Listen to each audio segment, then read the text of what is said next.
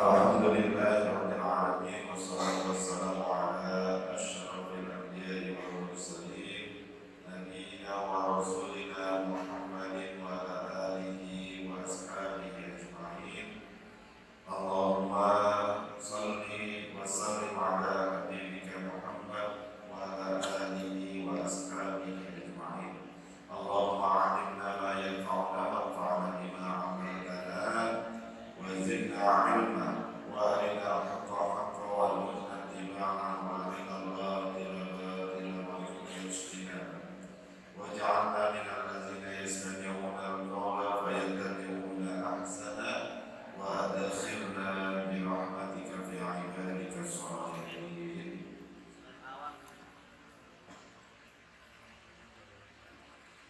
Bapak-bapak, ibu-ibu serta adik-adik sekalian jemaah pengajian Masjid At-Taqwa Al-Mukarramah PCM Yerusalem yang dirahmati oleh Allah Subhanahu wa taala. Alhamdulillah, kita bersyukur pada Allah Subhanahu wa taala. PCM Yerusalem. Oh ya.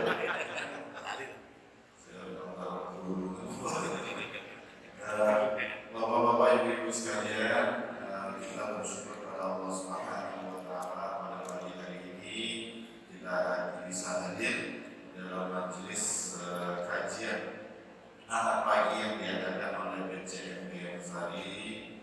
Mudah-mudahan kehadiran kita mendapat rahmat dan keberkahan dari Allah Subhanahu wa taala.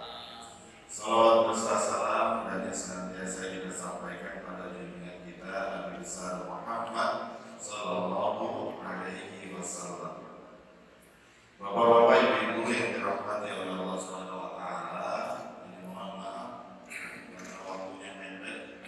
Jadi mau download kitab fikih sunnah sudah tidak sempat lagi seperti itu. Ya. Jadi kita kajiannya manual saja. Saya baca kitabnya, nanti bapak-bapak, ibu-ibu mendengarkan. Kalau misalnya ada pertanyaan, nanti akan kita lanjutkan pada sesi pertanyaan. Ini kita melanjutkan kajian kita ya di dalam kitab Fiqh Sunnah. Kalau sebelumnya kajian kita tentang masjid, ya, tentang masjid. Nah, ini masih pembahasannya tentang masjid. Ya.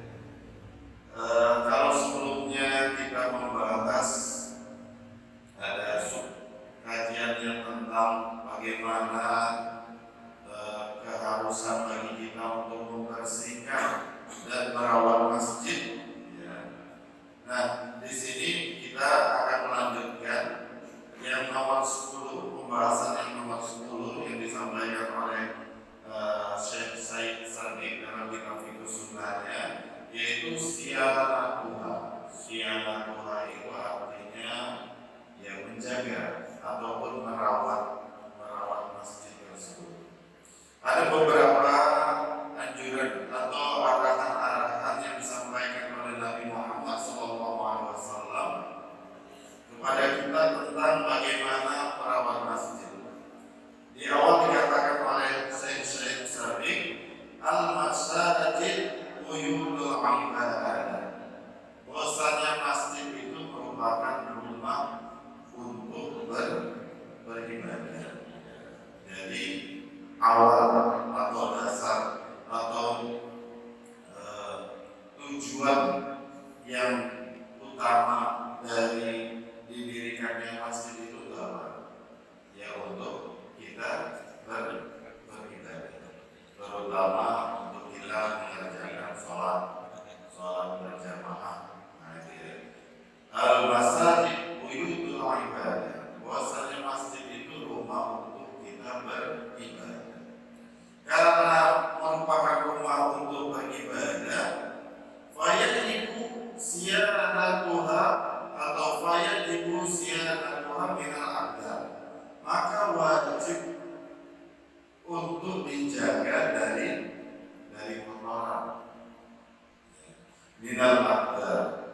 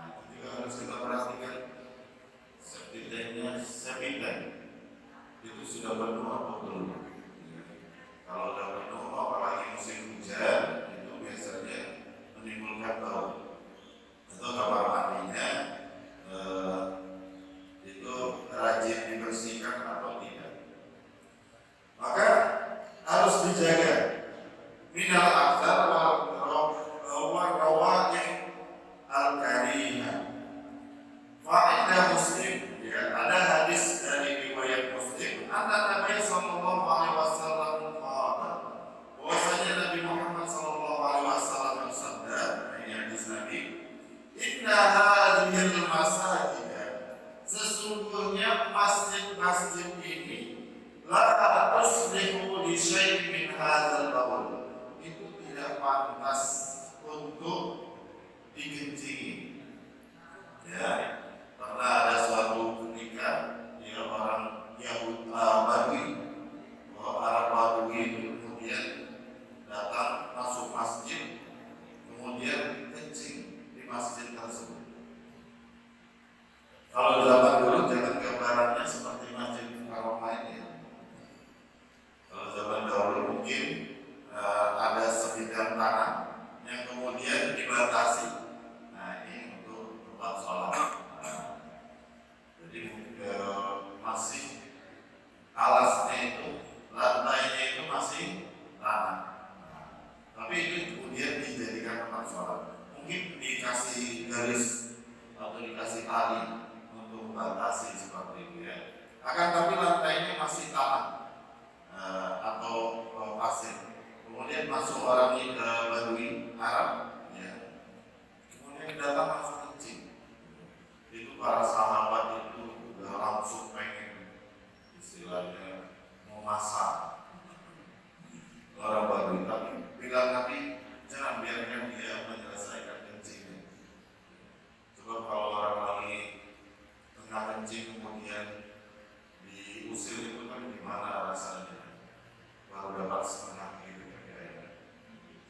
Nanti malah bisa jadi sakit ya. Jadi dibiarkan diselesaikan, kemudian baru setelah itu dibersihkan. Hingga Nabi mengatakan inna hadhil masajid la tuslihu li syai'in minal baul min hadzal baul. Masjid itu tidak pantas untuk dikencingi walau qadar, dan juga tidak pantas menjadi tempat sampah atau tempat sampah, buang sampah atau meninggalkan kotoran-kotoran. Apa tujuannya masjid? Ya, ini disebutkan ya, tujuan ataupun maksud daripada kita mendirikan masjid atau maksud daripada adanya masjid. Kata Nabi, wa inna ma hiya li zikrillah wa qira'atil Qur'an.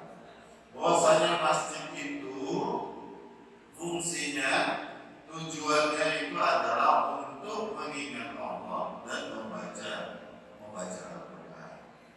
Kalau mengingat Allah itu kan banyak bentuknya.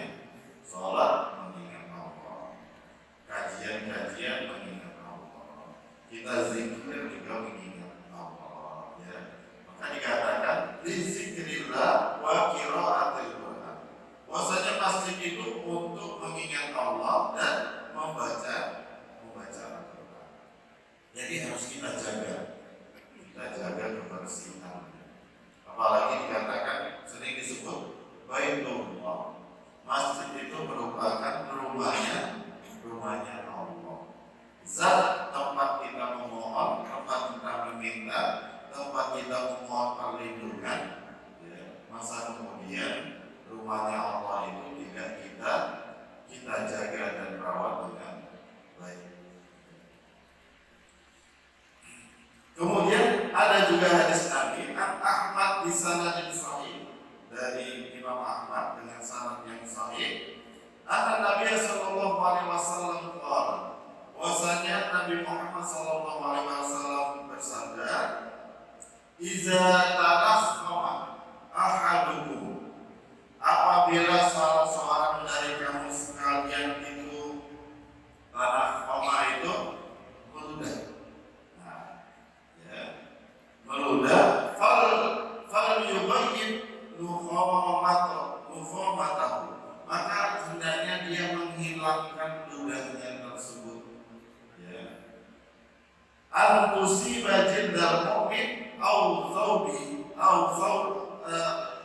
thawbahu fatuzihi, karena khawatir nanti itu bisa mengenai kulitnya orang mukmin atau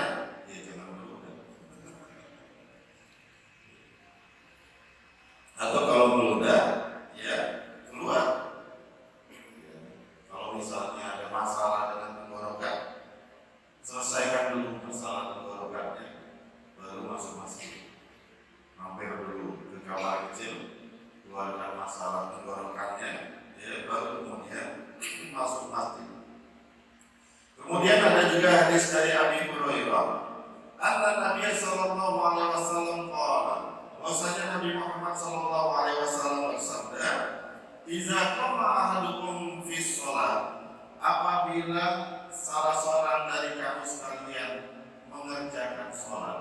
Kalau qoma itu artinya telah berdiri, ya, telah berdiri maksudnya telah mengerjakan sholat tengah, ya, bukan sudah selesai, ya, tengah mengerjakan sholat. Fala yabsuqanna amamahu, maka janganlah dia meludah di depannya, ya, janganlah meludah di depannya. Fa innahu yunajihillah, karena saat itu ia tengah memohon kepada Allah Subhanahu wa ta'ala, ya. Madama fi musallahu, selama dia di masjid atau tempat sholat tersebut. Wala an yamini, dan juga jangan meludah ke sebelah kanannya. Fa inna an yaminihi malakan, karena di sebelah kanannya itu ada malaikat. Wal yabsuq an yasarihi, maka hendaknya dia meludah sebelah kirinya. Au tahta qudumi, atau qadami, atau meludah di bawah kakinya, ya. Fayudfinuha, kemudian hendaknya dia mengubur ludah tersebut. Nah, ini dalam konteks yang sama, ya, ketika masjidnya itu masih beralaskan tanah, ya, masih beralaskan tanah, itu dilarang untuk meludah ke depan, karena ke depan itu kan berarti ke arah kiblat, ya, ke arah kiblat, atau kita menghadap pada Allah Subhanahu wa ta'ala. Jadi seperti itu, bisa kita meludah ke yang di depan kita, kan nggak sopan. Ya. Dan juga larangannya tidak boleh meludah ke kanan, karena sebelah kanan itu malaikat. Disampaikan ke dalam hadis ini. Akan tapi memang tidak ada penjelasan kalau kenapa diperbolehkan di sebelah kiri atau di bawah kaki. Kalau di bawah kaki mungkin jaraknya tidak terlalu jauh hingga tidak mengganggu orang lain, ya, tidak mengganggu orang yang karena kalau sebelah kiri kenapa diperbolehkan? Sebab sebelah kiri juga ada orang. Kalau kanan malaikat, maka sebelah kirinya apa? Setan. Dia boleh meludah sebelah kiri. Ada juga kalau misalnya kita mimpi buruk, maka ke sebelah kiri, seperti itu. Apa penafsirannya seperti itu? Saya belum ketemu itu. Jadi kalau yang ke depan dijelaskan bahwasanya karena depan itu arah kiblat, arah kita menghadap Allah Subhanahu wa ta'ala. Kalau sebelah kanan tadi disampaikan karena sebelah kanan itu malakan, ada malaikat. Padahal malaikat di sebelah kanan dan kiri, ada malaikat dikatakan. Dan fal yabsuq an yasarihi, maka adalah meludah di sebelah kiri atau di bawah kakinya. Nah, kalau di bawah kakinya mungkin bisa kita coba pahami, ya, karena jaraknya dekat dengan yang ludah tersebut, hingga tidak akan mengganggu kanan kirinya ataupun depannya. Coba kalau ludahnya agak jauh dari depan, nanti mengganggunya seperti itu. Tapi ya kalau bisa ya seperti tadi yang saya sampaikan, kalau ada masalah mengeluarkan ya selesaikan dulu. Hingga kemudian saat sholat ya tidak ada aktivitas ludah-ludah itu, ya. Namanya ini kan udah gak bagus. Kalau ini aktivitasnya masa ludah saat sholat seperti itu.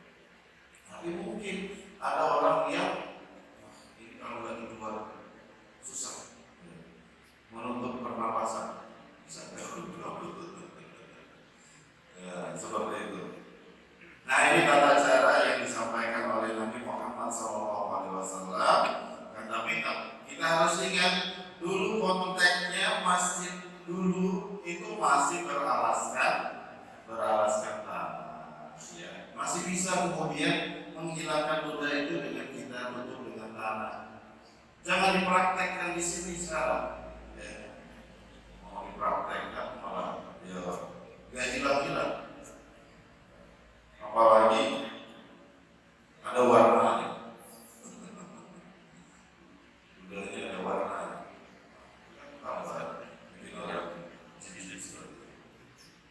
Bapak-bapak, ibu-ibu yang dirahmati oleh Allah Subhanahu wa taala, kemudian ada juga ya dalam kitab Syiah itu artinya perawatan. Dalam kita merawat masjid ya untuk menjaga kondusivitas, kondusi yang kondusif saat beribadah atau saat kita melaksanakan sholat.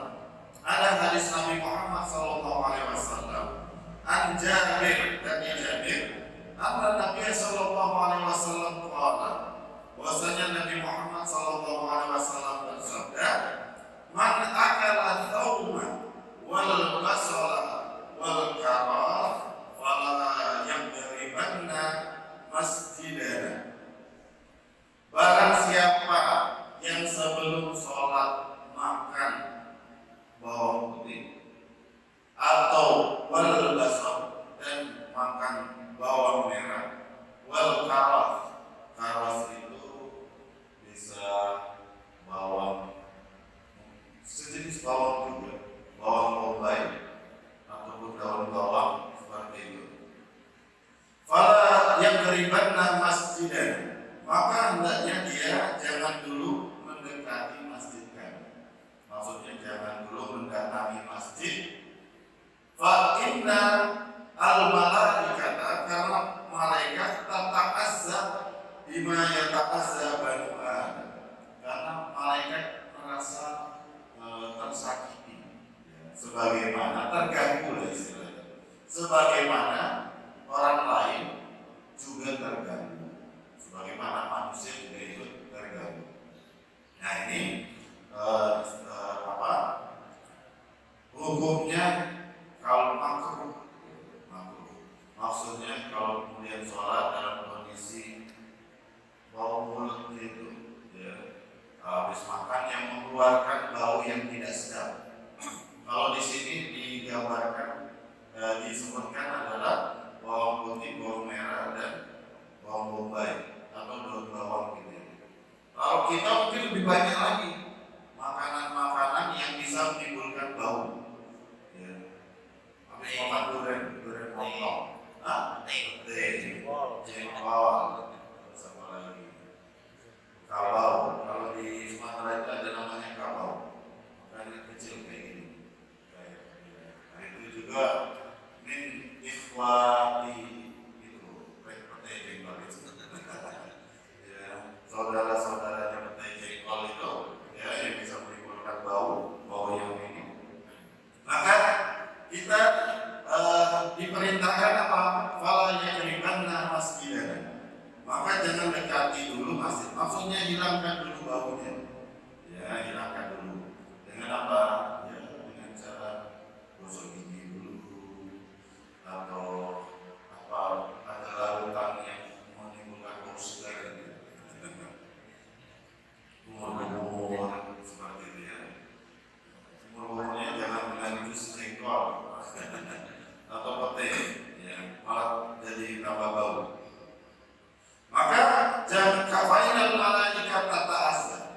Itu intinya bukan pada 3 jenis itu. Maksudnya itu hanya contohnya saja. Akan tapi bisa saja yang lainnya. Sebab kalau di Arab itu memang bawang itu dimakan bulat-bulat. Ya, dimakan bulat-bulat. Jadi dengan mereka namanya roti yang bundar itu. Kemudian ada seperti kayak namanya full makanan dari kacang-kacangan. Nah, roti dicoba tangan kanan atau jadi sambil makan bawang. Kalau kita kan enggak, bawangnya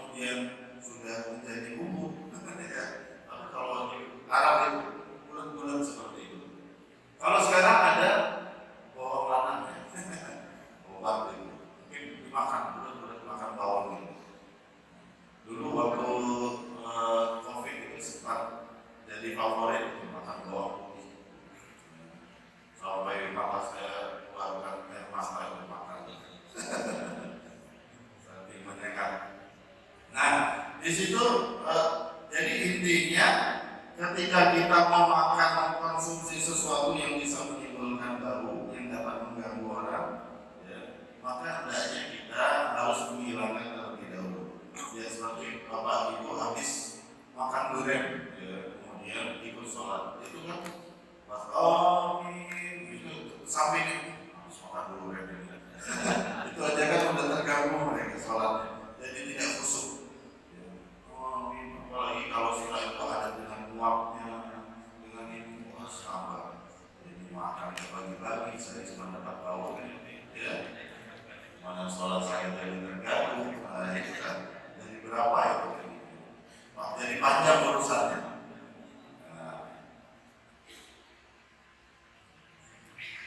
Kemudian wafat Umar yaumal Jum'ah.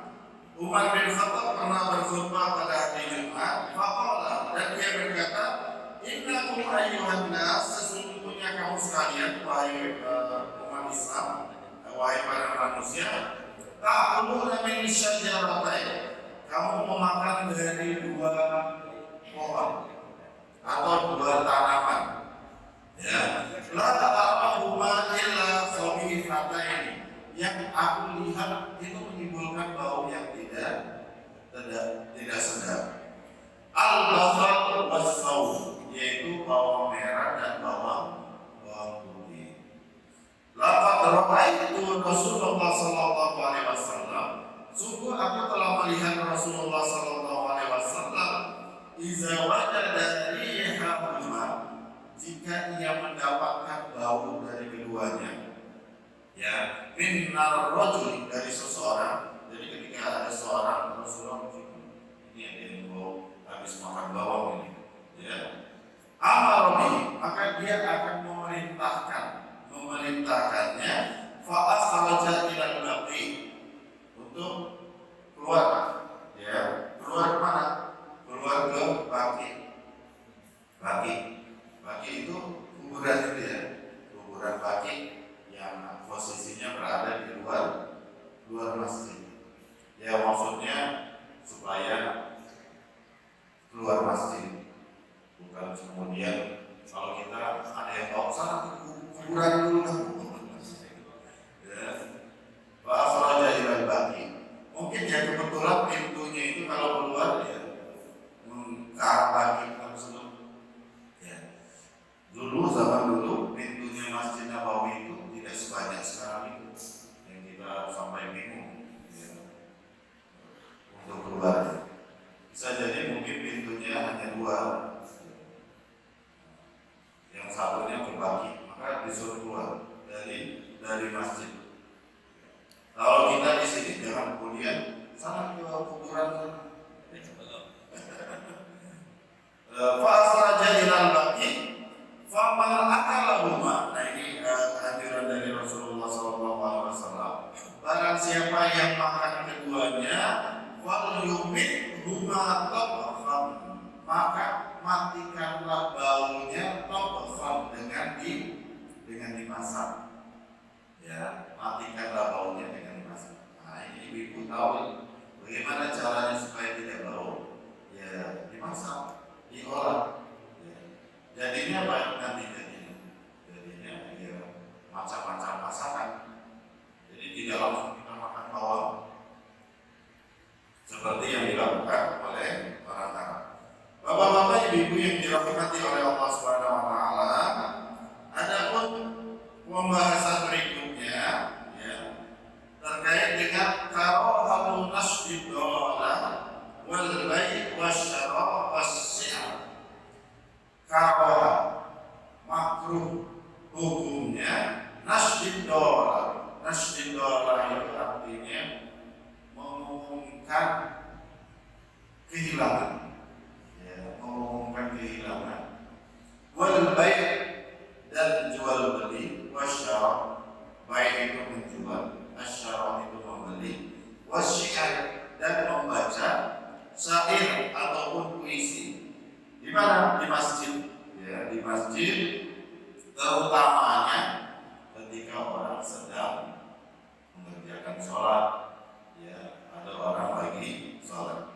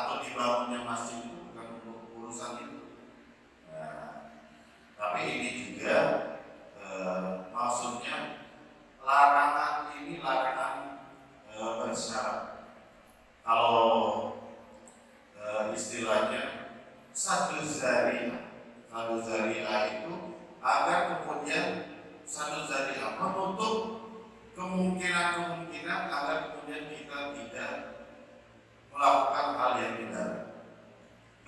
Ya, sebenarnya boleh, akan tapi dilarang karena bisa mengganggu konsentrasi orang yang sholat. Nah, itu maksudnya, bisa mengganggu konsentrasi orang yang sholat. Sampai mengumumkan kematian itu dia juga termasuk. Orang lagi sholat kemudian mengumumkan terganggu yang sholat. Tapi dalam kondisi tidak ada yang sholat, sudah selesai semua, ya mungkin itu diperbolehkan, boleh saja. Akan tapi dalam sebab biasanya di Arab itu ya, di masjidnya mungkin tidak menjadi budaya di kita. Jadi ketika selesai sholat itu orang yang memiliki kebutuhan, ada yang pengen minta bantuan, ada yang ingin, itu langsung berdiri. Bapak-bapak, ibu-ibu, saya mahasiswa dari ini, itu langsung berdiri menyampaikan mohon bantuannya karena saya SPP sudah 3 bulan tidak bayar, atau mungkin ada seorang ayah, atau itu langsung kebiasaannya seperti itu. Ya. Nah, kalau di kita tidak ada budaya seperti itu. Jadi hadis ini juga harus kita lihat dalam konteks di sana itu seperti itu. Ya. Maka hukumnya adalah makruh. Karena apa? Karena bisa mengganggu konsentrasi orang yang sholat. Karena tadi diingatkan bahwasanya kata Nabi li zikrillahi wa qiraatil Qur'an. Masjid itu adalah untuk mengingat Allah dan membaca Al-Quran. Maka di situ dikatakan maka sampai dijawab kalau ada yang mengumumkan barang yang hilang, la radda Allahu alaih. Semoga Allah tidak mengembalikan barangmu. Ya, ini agak keras ya. Kemudian rawahu Muslim wa Ahmad an Abi Hurairah, maksudnya juga ada Nabi sallallahu alaihi wasallam qala, bahwasanya Nabi Muhammad sallallahu alaihi wasallam bersabda, "Iza ra'aitum man yabi aw yabta fil masjid." Jika kamu sekalian melihat orang yang menjual atau membeli, maksudnya yang melakukan transaksi jual beli fil masjid, di masjid, di dalam masjid atau di masjid, ya, faqulu lahu, maka katakan padanya, la arbahallahu tijaratan, ya, semoga Allah tidak memberi keuntungan terhadap perdaganganmu, terhadap apa yang kau jual. Nah, ini sebenarnya maksudnya yang semacam kecaman ya terhadap orang yang melakukan transaksi jual beli hingga bisa mengganggu konsentrasi orang yang lagi sholat atau orang yang lagi beribadah. Di dalam hadis yang lain dari Abdullah bin Umar, qala nah Rasulullah sallallahu alaihi wasallam, Rasulullah melarang anisyara wal bai' fil masjid, dari jual beli di masjid, wa atun syida fil ash'ar, dan juga membaca puisi, wa atun syida fil dhalah, dan juga melarang untuk mengumumkan barang yang hilang, wa nahyu wa naha, dan beliau Nabi juga melarang anil tahallu qabla salat yaumal jum'ah, dari bercukur sebelum sholat pada hari Jumat, dari bercukur sebelum sholat qabla salat. Qabla salat maksudnya waktunya udah mepet sekali.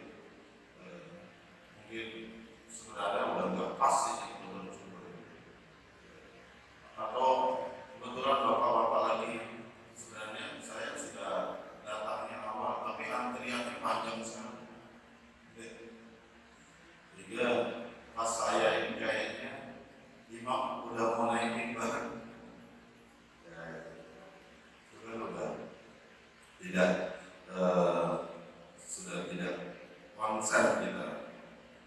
Selain itu juga nanti bisa terburu-buru dalam berangkat ke masjid, atau yaitu bukan praktek cukur di masjid. Itu juga bisa mengganggu orang. Sekarang kan masjid sudah punya badan usaha BUMM, badan usaha milik masjid. Ya seharusnya masjid punya ini BUMM, badan usaha milik masjid. Jadi kayak di mana? Masjid Jatisari, Masjid Jami Jatisari Mijen itu setiap Jumat itu ada cukur gratis. Di depannya ada kafe punya masjid. Ada juga pencucian mobil punya masjid. Ada juga kuliner punya masjid. Kalau masjid sini apa BUMN? Parkiran. Nah, itu bisa jadi itu maksudnya itu. Jadi ada usaha buka cukur. Ini Bapak pernah ke sana ya, ke Masjid Jami Jatisari. Ya, Bapak-bapak, ibu-ibu yang dirahmati oleh Allah Subhanahu wa taala. Nah, di sini disebutkan bahwasanya sebenarnya zikir itu tidak terlarang jika sesuatu yang baik dan disampaikan pada waktu yang tepat. Ya, suatu maksudnya tidak mengganggu sholat. Nah, di sini as-su'al itu artinya meminta. Seperti tadi selesai sholat langsung berdiri. Yang berdiri bukan takmir, yang berdiri jamaah orang luar, tapi tujuannya adalah untuk minta bantuan. Biasanya udah bawa itu kertas proposal. Qala Syekh Islam Ibnu Taimiyah, yaitu Taimiyah mengatakan al-aslu su'al muharramun fil masjid wa ghairi. Asalnya, hukum asal dari meminta-minta itu diharamkan, baik di masjid atau di tempat yang lain. Illa lidarurah, kecuali untuk karena kondisi darurat. Asalnya juga adalah profesi meminta-minta. Kecuali lidarurah, kecuali untuk darurat. Fa'in kana bihi biwarurah, jika dalam kondisi darurat, wasa'al fil masjid, dan kemudian dia meminta-minta di masjid, walam yu'zi ahadan, dan juga tidak mengganggu orang seorang pun, walam yu'zibu fima yarwi, dan juga tidak berbohong. Sebab ada orang minta-minta itu, saya kalau kecopetan, sebenarnya nggak kecopetan. Ya, atau ada orang yang saya maaf butuh ini, ternyata di banyak tempat dan kondisinya sebenarnya nggak seperti itu. Nah, ya. Jadi jika tidak mengganggu orang, juga yang disampaikan tidak berbohong, walau yajhar jahran yadurrun nas, dan juga tidak teriak-teriak, maka itu diperbolehkan. Diperbolehkan. Kalau di sini mungkin nggak usah disini, langsung saja ke sebelah. Ada lazisnya. Ada. Jadi tidak mengganggu orang yang sholat. Bapak-bapak, ibu-ibu yang dirahmati oleh Allah Subhanahu wa taala, ada pun hal berikutnya, gimana penjelasan? Udah habis belum? Masuk 1 jam lagi. Ada pun hal berikutnya yang dibahas, yaitu masih terkait dengan masjid, adalah raf'us saut fiha. Raf'us saut, meninggikan suara di dalam masjid. Nah, apa hukumnya? Kalau kita di beberapa masjid biasanya selepas sholat itu ada zikir, ya, zikir berjamaah, mungkin dengan suara yang keras dari imamnya, atau bahkan kalau makmumnya semangat bisa jadi lebih keras dari imamnya.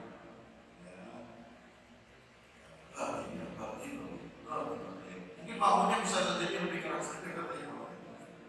Nah, bagaimana hukum orang sholat dia? Atau bisa juga tidak terkait dengan zikir, ya. Pokoknya ngomong lantar, seperti saya ya. Lagi ngomong, jadi suaranya keras karena pakai mic, tambah mic juga sebenarnya udah keras, tambah mic dia tambah keras. Nah itu bagaimana hukumnya? Hukum meninggikan suara di masjid. Yuhramu rafu sawti ala wajhin yushawwisu ala musalli. Diharamkan meninggikan suara ala wajhin, dalam bentuk yushawwisu ala musalli, dalam bentuk yang bisa mengganggu orang sholat. Nah itu mengganggu orang sholat. Jadi kalau misalnya ada yang sholat, maka hendaknya kita jangan meninggikan suara. Walau biqiraatil Quran, walaupun kita membaca Al-Quran. Jadi walaupun kita membaca Al-Quran, tapi ternyata di samping kita masih ada orang yang sholat, maka hendaknya bacaan Al-Quran kita itu kita turunkan. Atau dia nggak usah bersuara dulu. Tahu di sebelahnya ada yang sholat, malah ditinggikan. Alasannya biar sebelah tahu kalau bacaan saya bagus. Ya. Padahal sebenarnya itu malah mengganggu orang yang sholat. Ternyata yang prioritas itu adalah orang yang sholat. Karena tadi di zikrillah wa qiraatil Quran, untuk mengingat Allah dan membaca Al-Quran. Wa yustasna min dzalika, dan dikecualikan adalah darsul ilm. Seperti kita ini, ya, menuntut ilmu, kajian-kajian atau pengajian-pengajian. Tapi ya pengajian juga hendaknya biasanya dia selepas sholat, Ibnu Umar, dari Ibnu Umar, anna Nabi sallallahu alaihi wasallam kharaja 'alan nas. Bahwasanya Nabi Muhammad sallallahu alaihi wasallam dia keluar dari kamarnya, bisa jadi keluar dari rumahnya. Kemudian beliau melihat wahum yusallun, melihat beberapa orang, ada orang-orang yang tengah sholat. Waqad alat aswatuhum bil qiraah, dan telah tinggi, ya, suara mereka dalam membaca Al-Quran. Maksudnya ada yang sholat, ada juga yang membaca Al-Quran. Faqala, kemudian Nabi mengatakan, innal musalli, sesungguhnya orang yang sholat itu tengah yunaji Rabbahu, tengah memohon kepada Tuhannya. Falyanzur bima yunaji, maka lihatlah dengan apa dia memohon, ya, apa permohonannya. Wala yajhar ba'dukum ala ba'din bil qiraah, janganlah sebagian kamu, ya, mengeraskan bacaan Al-Qur'annya kepada sebagian yang lain. Ya. Di dalam hadis yang lain yang diriwayatkan oleh Sa'id Al-Khudri, anna Nabi sallallahu alaihi wasallam i'takafa fil masjid, bahwasanya Nabi pernah i'tikaf, beliau i'tikaf di masjid. Fasami'ahum yajharuna bil qiraah, kemudian dia mendengarkan ada orang yang mengeraskan bacaannya. Fakashafa asatan, kemudian Nabi membuka satar, tirai. Berarti ketika i'tikaf itu di dalam sebuah ruangan, ya, yang dibatasi oleh tirai. Kemudian Nabi mendengar ada yang baca Al-Quran dan suaranya keras. Ya. Kemudian Nabi berkata, ala inna kullakum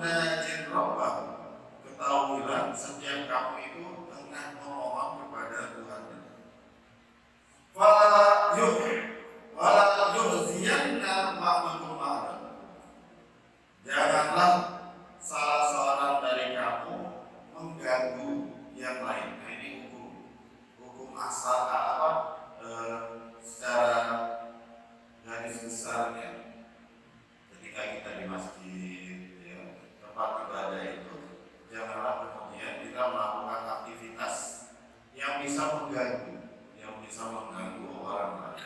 Wala yarfa'u ba'duhum 'ala ba'din fil qira'ah, dan janganlah sebagian kamu meninggikan bacaan terhadap sebagian yang lain di dalam bacaan. Tapi kalau kemudian sudah tidak pada sholat, ya, maka ya dipersilakan untuk membaca dengan suara yang keras. Tapi keras juga, kalau terlalu keras juga enggak. Jadi hukum ininya itu jangan sampai mengganggu, jangan sampai kemudian kita mengganggu. Sebab ada yang saking semangatnya itu, ya, dengan suara yang keras. Ada yang ibu juga, ya, saya pernah mendapatkan di masjid, tapi bukan di sini. Masjid di daerah saya, ya. Jadi saat sholat berjamaah maghrib itu, ibu mengikuti bacaan imam tapi suaranya kuat, keras. Jadi Bismillahirrahmanirrahim di belakang itu, Bismillahirrahmanirrahim. Suaranya kedengaran dan itu mengganggu, ya. Dan mengganggu, pasti mengganggu jamaah yang lain.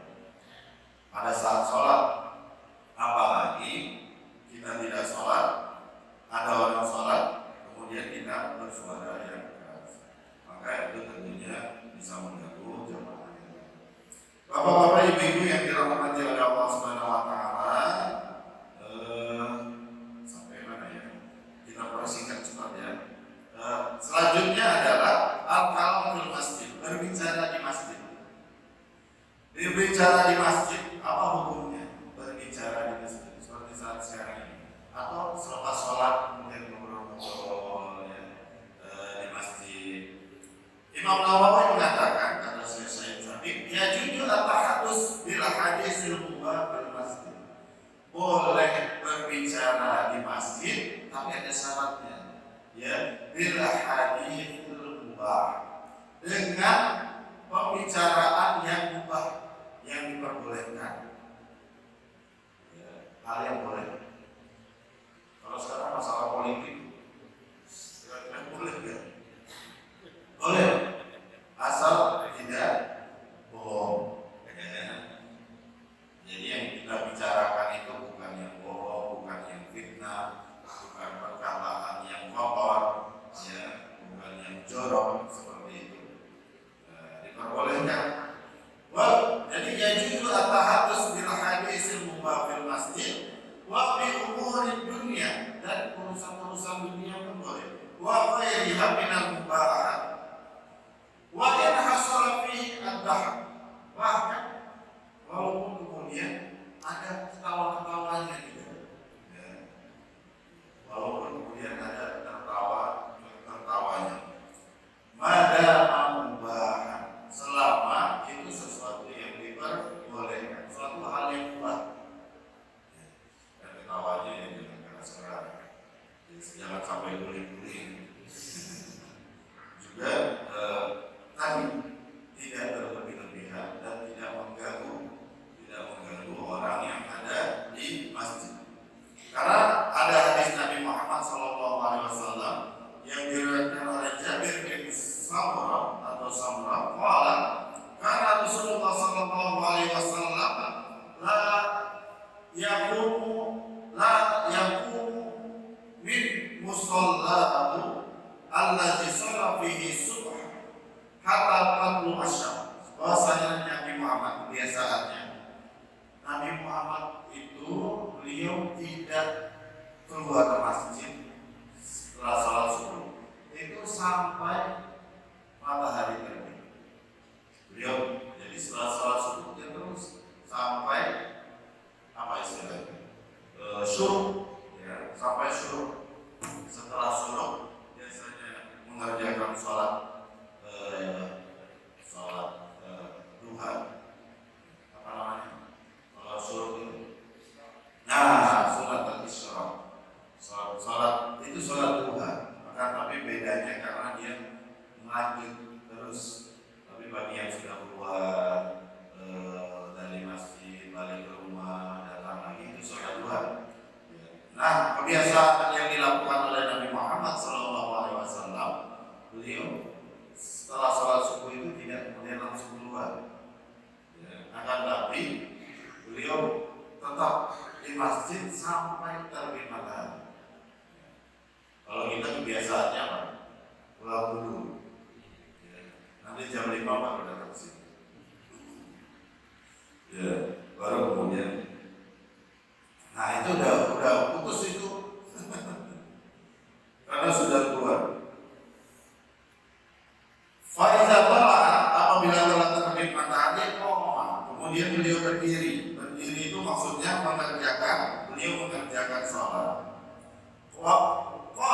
Kemudian dia berkata, wa kanu yatahaddatsun. Sedangkan para sahabat waktu itu, ya, para sahabat itu ya sama. Mereka tetap di masjid, akan tapi yatahaddatsun, mereka berbicara fayakhuzuna fi amril jahiliyah. Mereka berbicara tentang bagaimana yang dilakukan pada masa jahiliyah dulu ya. Mungkin cerita pengalamannya sebelum masuk Islam, hal-hal apa, hal-hal konyol mungkin apa yang dilakukan pada saat jahiliyah.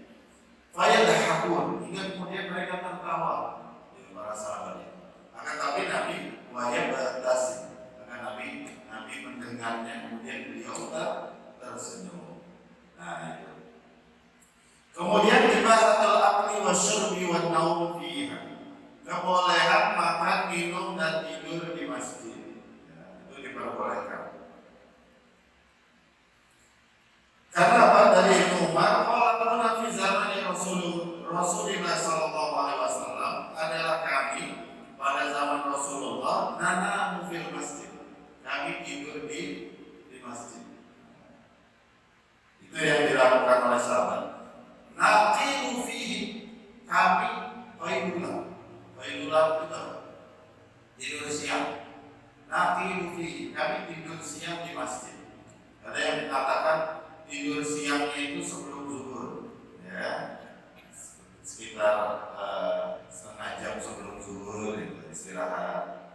Atau ada yang mengatakan selepas zuhur. Yang pokoknya intinya tidur siang lah, ya. Nah para sahabat pun tidur siangnya naqilu fi, kami tidur di masjid. Wa syabab, dan ketika itu kami masih muda. Mungkin belum ada istri, belum ada anak ya. Kalau sekarang mungkin malah istri, tapi kerja malah tidur. Waqala an-Nawawi, Imam Nawawi mengatakan sabata anak ashab sufa, ya, telah jelas bahwasanya ashab sufa itu serapi.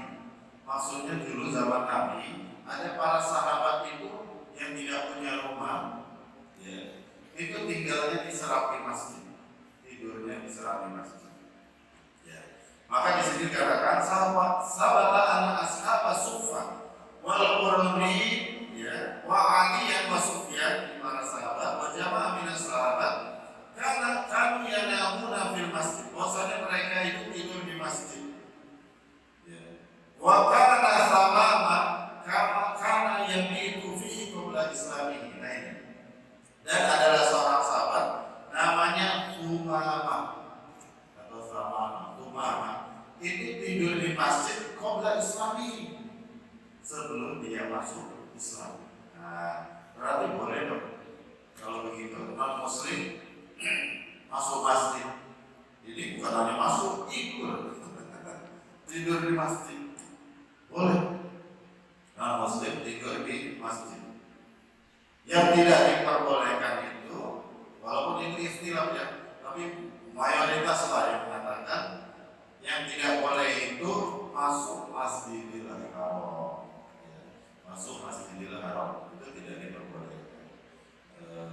Innamal musyrikuna najasun fala yaqrabanna al-Masjidil Haram ba'da aminah. Sungguhnya orang musyrik itu najis, maka jangan mereka mendekati Masjidil Haram. Nah, walaupun ada yang semua masjid tidak diperbolehkan, tapi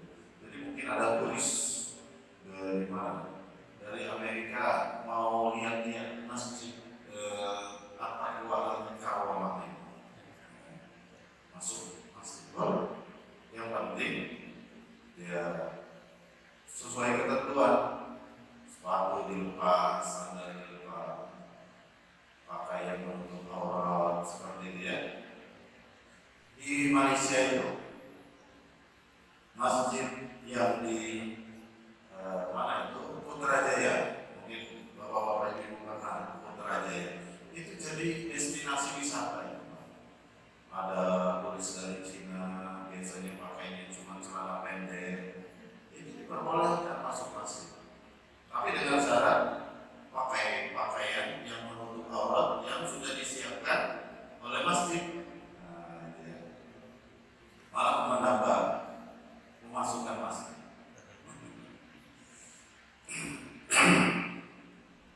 Yang terakhir, bab terakhir aja. Yang terakhir, belum terakhir. Tasbihul asabi. Nah ini tasbihul asabi. Apa itu tasbihul asabi?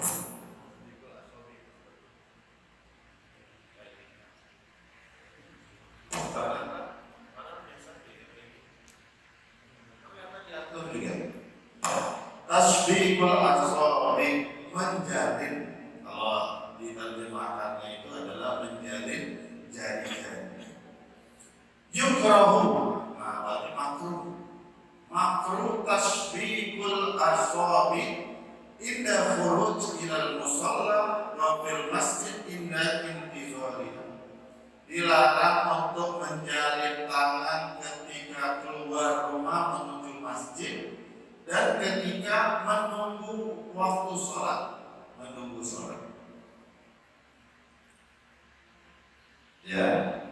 Wala yakrahu fi ma'ada dzalik, dan tidak dimakruhkan ketika selain waktu dua hal tersebut. Berarti selepas sholat atau saat saya lagi ngisi pengajian kayak gini, nah itu tidak ada masalah. Oke, saya pernah juga diprotes sama jamaah karena di kursinya ini kan pendek seperti itu, karena kursi pendek. Lebih senangnya kayak gini. Aku diprotes sama jamaah, Pak, itu kan dilarang seperti itu.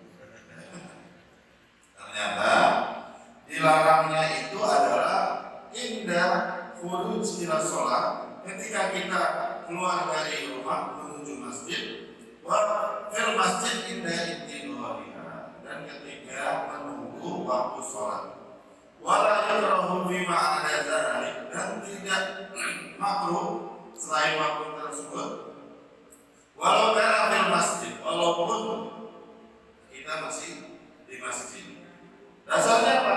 Dasarnya fa'an qala Rasulullah sallallahu alaihi wasallam, "Idza tawadda'a ahadukum," jika salah seorang dari kamu berwudu, fa ahsin wudu'ahu, maka perbaikilah, bukan perbaikinya, wudu'lah dengan wudu yang terbaik.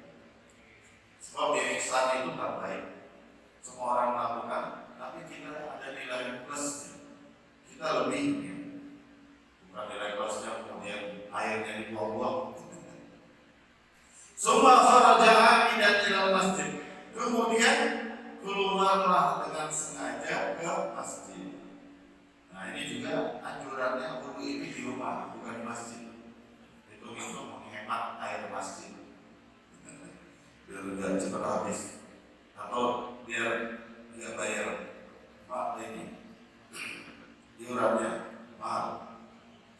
Kemudian summa kharaja amidan ilal masjid, wala yashrikanna baina asabi'aihi, maka janganlah menjalin di antara jari-jarinya.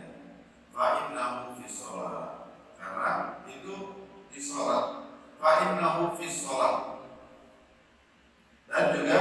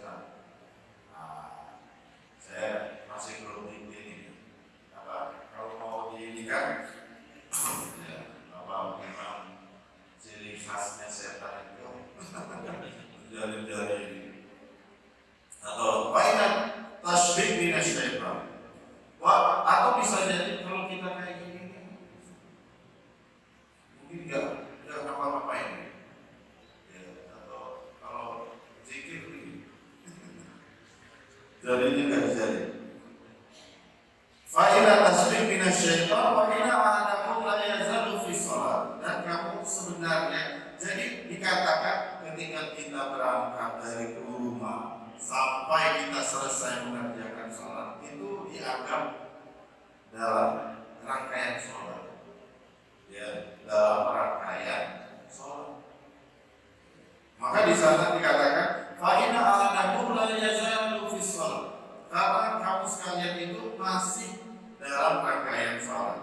Maka nafil masjid hatta yakhruja minhu, selama di masjid sampai dia keluar dari masjid.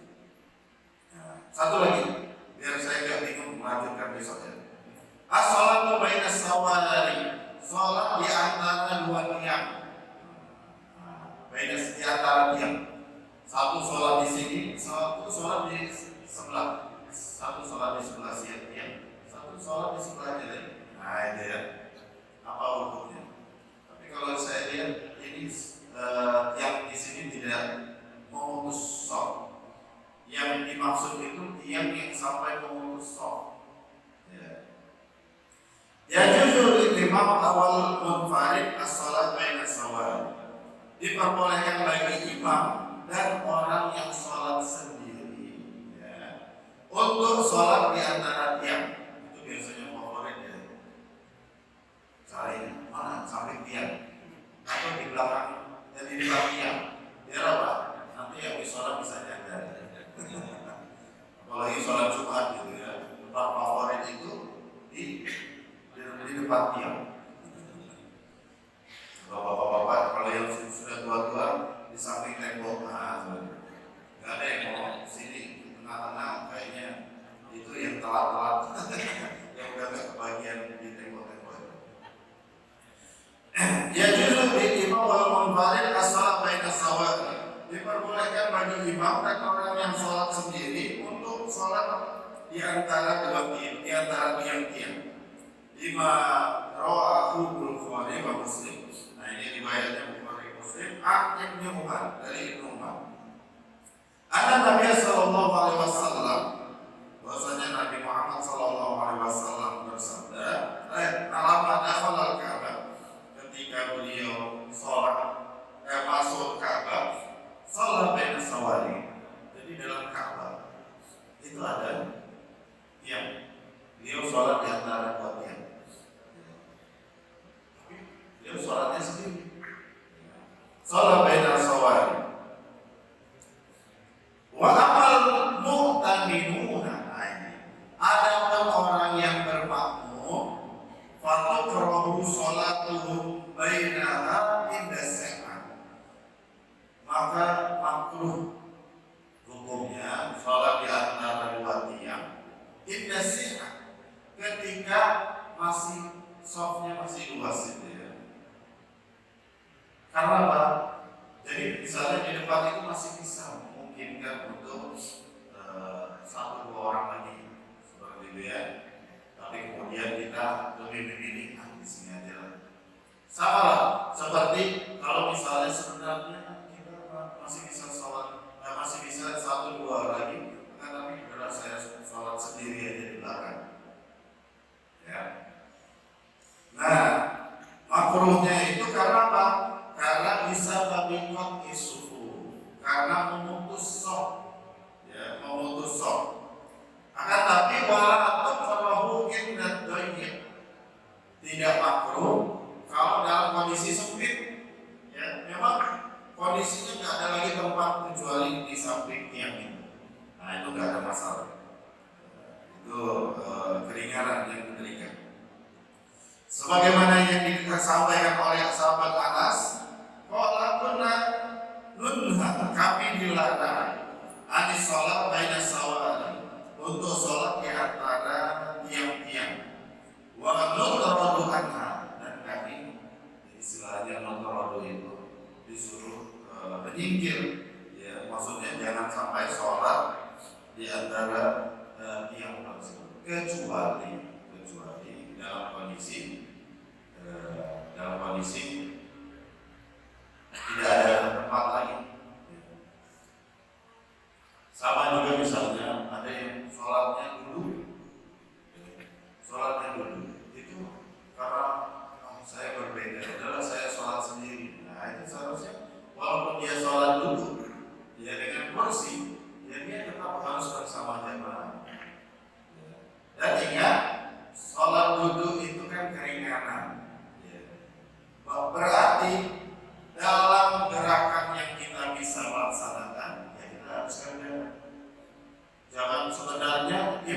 berdiri, yang dia tidak bisa itu rukuk dan sujud. Ya. Akhirnya dia sholat dulu.